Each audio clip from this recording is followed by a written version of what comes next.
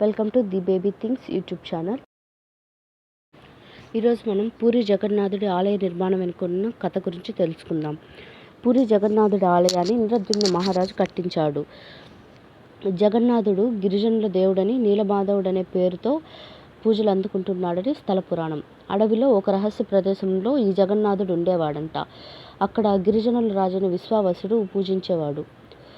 ఈ విషయం తెలుసుకున్న ఇంద్రద్యుమ్న మహారాజు ఆ రహస్యాన్ని కనిపెట్టడానికి విద్యాపతి అనే బ్రాహ్మణుణ్ణి అడవికి పంపిస్తాడు.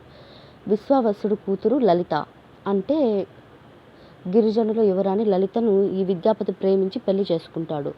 పెళ్లి చేసుకున్నాక ఈ విద్యాపతి ఏమని అడుగుతాడంటే, ఆ విగ్రహాన్ని చూపించమని పదే పదే అడుగుతానే ఉంటాడు. అల్లుడు అడుగుతున్నాడు కదా అని కాదనలేక అతని కళ్ళకి గంతలు కట్టి గుడి దగ్గరకు తీసుకెళ్తాడు. ఈ విద్యాపతి తెలివిగా వెళ్లే దారిలో అంతా ఆవాలు చల్లుకుంటూ వెళ్తాడు. అలా చల్లిన ఆవాలు కొన్ని రోజులకు మొలకెత్తి దారి స్పష్టంగా తెలుస్తుంది.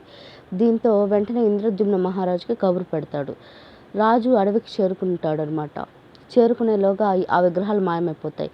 దీంతో నిరాశతో వెనుతిరిగి అశ్వమేధ యాగం చేసి అలా చేసేటప్పుడు నీలాచలం అనే ఒక కొండపైన ఒక గుడి కట్టి అందులో నరసింహస్వామి విగ్రహాన్ని ప్రతిష్ఠింపజేస్తాడు.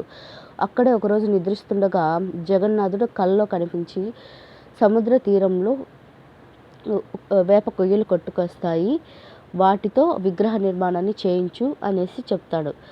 సో మరుసటి రోజు అయితే వేప కొయ్యలు కొట్టుకొచ్చాయి, కానీ విగ్రహం తయారు చేసే వాళ్ళు ఎవరు దొరకలేదు. ఎవరితో చేయించాలో అని ఆలోచిస్తున్నప్పుడు దేవశిల్పి, అంటే దేవతలకు సంబంధించిన అతను దేవశిల్పి విశ్వకర్మ ఒక వృద్ధుడి రూపంలో వచ్చి, నేను ఒక్కడిని ఒక సీక్రెట్ రూమ్లో ఈ విగ్రహాలను చెక్కుతాను. కానీ అలా విగ్రహం చెక్కడం ప్రారంభించిన కొన్ని రోజుల తర్వాత లోపల నుంచి ఎటువంటి శబ్దం రాకుండా శబ్దం అనేది ఆగిపోయింది. దీంతో ఇంద్రద్యుమ్న మహారాజు భార్య గుండిచాదేవికి డౌట్ వస్తుంది. ఆ డౌట్తో తను ఏం జరుగుతుంది, అసలు విగ్రహం చెక్కట్లేదేమో అనేసి ఒక భయంతో గడువు పూర్తి కాకుండానే తలుపులు తెరిపించేస్తుంది. రాజు తలుపులు తెరిచి చూస్తే శిల్పి కనిపించడు. అంటే అప్పటికే విశ్వకర్మ మాయమైపోతాడు.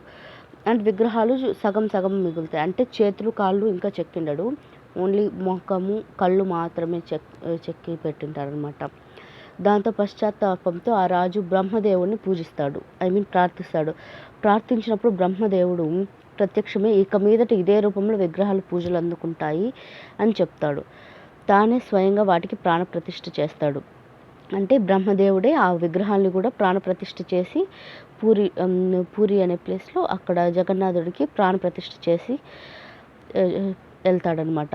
అక్కడ ఆలయంలో దానివల్ల అక్కడున్న విగ్రహాలకి అభయహస్తం, వరదహస్తం కనిపించదు. అంటే చేతులు చెక్కలేదు కాబట్టి మనకి ఆ హస్తాలు, అభయహస్తం అనేది కనిపించదు.